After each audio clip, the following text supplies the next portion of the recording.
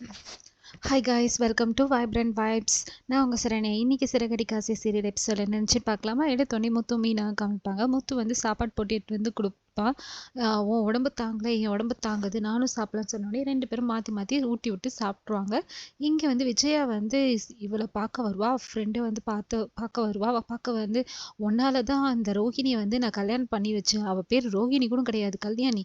அவள் என்னை எப்படியெல்லாம் ஏமாத்திட்டா தெரியுமா? இதுக்கெல்லாம் காரணம் நீதான் சொல்லிட்டு திட்டுவா. உடனே அவ கேட்பா, நான் எப்படி இதுக்கு காரணமாக முடியும்? நான் வந்து அவளை உனக்கு இன்ட்ரடியூஸ் தான் பண்ணி வச்சேன். அவள் மலேசியா அப்படி இப்படின்னு சொன்னதும், நீ தான் பேராசையில் உன் பையனுக்கு கல்யாணம் பண்ணி வச்ச, நீ தான் இதை கல்யாணம் வரைக்கும் எடுத்துகிட்டு போனது, நீ தான் விஜயா, நான் கிடையாதுன்னு சொல்லிட்டு சொல்லுவாள். உடனே அவர் கூட இருந்த அவரும் வந்து சொல்லுவார், சிவாவும் வந்து சொல்லுவார், பார்வதி சொல்கிறது கரெக்டு. பார்வதி வந்து உங்களுக்கு நிறைய பேர் இன்ட்ரடியூஸ் பண்ணி வச்சாங்க.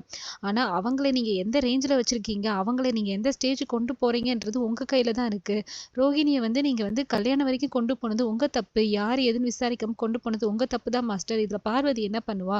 நீங்க இதுல பார்வதியை பிளேம் பண்ணக்கூடாதுன்னு சொல்லிட்டு சொல்வா. உடனே விஜயா சொல்வா, ஏன் தப்பு தான், உங்களால நம்பின பாரு, ஏன் தப்பு தான், இதுக்கப்புறம் நான் இந்த பக்கமே வரமாட்டேன்னு சொல்லிட்டு கோச்சின் போயிடுவா. அது இல்லாமல் சொல்வா, நீ வந்து ரோஹிணி வந்து இந்த ஊர்லயே இருக்கக்கூடாது, அவ இந்த ஊரை விட்டே போகணும்னு சொன்னோடனே அது எப்படி என்னால சொல்ல முடியும்னு சொல்லிட்டு 2 பேரும் பேசினதும் விஜயா கோச்சிக்கிட்டு இந்த பக்கமே இனிமேல் நான் வரமாட்டேன்னு சொல்லிட்டு போயிடுவா. பார்வதி வந்து உடனே ஃபீல் பண்ணுவா. இங்க வந்து மீனா காமிப்பாங்க. மீனா வந்து சோகமா உட்காந்துருப்பா.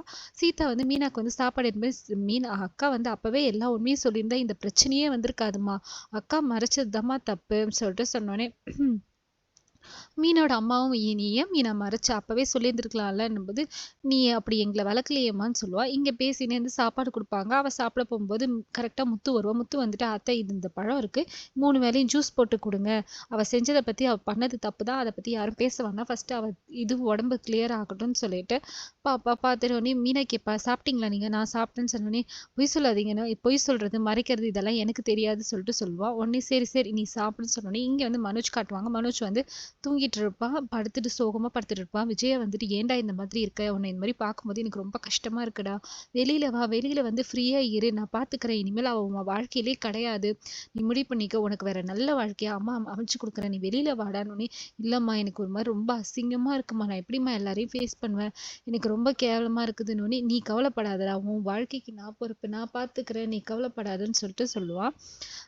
இங்க உடனே விஜயா வந்து அண்ணாமலை கிட்ட, ஏங்க உங்களுக்கு தெரிஞ்ச லாயர் எதா இருந்தா சொல்லுங்கன்னு. எதுக்குன்னு கேட்டோடனே, அவளை இதோட அறுத்து விட்டணும், இனிமேல் அவ வேண்டவே வேண்டான்னு.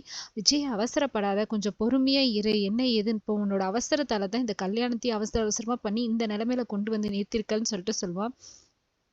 இங்கே வந்து ஸ்ருதியோட அம்மா வருவாங்க. ஸ்ருதியோட அம்மா வரும்போதே கோவமா வருவாங்க. கோவமா வந்துட்டு, என்னது இது, என்ன பண்ணி வச்சிருக்கீங்க, உங்களால என் மானமே போகுது, யார் என்னன்னு சொல்லிட்டு விசாரிக்காமலே கல்யாணம் பண்ணி வச்சிருவீங்களா, எல்லாம் அவ பணக்காரி சொன்னவொடனே நீங்க விசாரிக்காமலே ஏமாந்துட்டீங்க, இப்படியா இருப்பீங்க, உங்களால ஏமானதான் போகுது, எல்லாரும் ஃபோன் பண்ணி எங்களை தான் கேட்குறாங்க, உங்க சம்மந்தி வீட்டில் இந்த மாதிரி ஆயிடுச்சாமே, இந்த மாதிரி ஆச்சாமேன்னு சொல்லிட்டு எங்களால் பேச முடியல. சரி மாப்பிள்ளையும் பொண்ணையும் கூட்டின்னு போகலான்னு பார்த்தா, எங்க கூடயே கூட்டின்னு போய் வச்சுக்கலான்னு பார்த்தா ஏன் பொண்ணு ஒத்துக்க மாட்டான்னு சொல்லிட்டு அண்ணாமலைக்கோ வந்துடும். இதனால உங்களுக்கு என்ன இதுவாயிடுச்சு, எதுவாக இருந்தாலும் நீங்க உங்க பொண்ணு கிட்ட போய் பேசுங்க, எங்க கிட்ட பேசக்கூடாதுன்னு சொல்லிட்டு திட்டி விட்டுருவாரு. அதோட அவங்க போயிடுவாங்க. உடனே இங்க விஜயா வந்து எல்லாம் எல்லாரும் வந்து கேட்கற மாதிரி ஆயிடுச்சு, இதுக்கப்புறம் என்ன பண்றதுன்னு அண்ணாமலை சொல்லுவாரு, மீனாக்கு உடம்பு சரியில்லையே, நீ போய் கேட்டியா, நீ அவளை நான் எதுக்கு போய் பார்க்கணும், அவன் நம்மள எல்லாரும் முழுங்கிட்டு தான் அவ போவான்னு, நீ திருந்தவே மாட்ட விஜயா சொல்லிட்டு போயிடுவாங்க. இங்க வந்து மீனாவும் முத்துவும் இருக்கும்போது, முத்துவோட ஃப்ரெண்டு மீனா, ரோஹிணியோட ஃப்ரெண்டு இருக்கால, வித்யா வருவா. வித்யா ஹஸ்பண்ட் வந்தோடனே, என்னென்ன மீனாக்கு உடம்பு சரியில்லைன்னு சொன்னாங்க, அதனால பார்க்கலான்னு வந்தோன்னே, ஆமா உடம்பு சரியில்லைன்னு சொல்லிட்டு இவங்க ஃப்ரெண்டு தான் நல்லா பண்ணியிருக்காங்கன்னு, எனக்கு கூட தெரியாது, தெரிஞ்சிருந்தா முன்னாடியே சொல்லியிருந்திருப்பேன், என்கிட்டயே எல்லாத்தையும் மறைச்சிட்டாங்கன்னு, இவங்க எல்லாம் கூட்டு களவானீங்கன்னு சொல்லிட்டு முத்து வந்து குத்தி காட்டி பேசிட்டு இருப்பான். இதோட இன்னைக்கு எபிசோட் வந்து முடியுது. மறுபடியும் நாளைக்கு எபிசோட்ல பார்க்கலாம். இந்த வீடியோ மறக்காம லைக் பண்ணுங்க, சப்ஸ்கிரைப் பண்ணுங்க, ஷேர் பண்ணுங்க. தேங்க்யூ.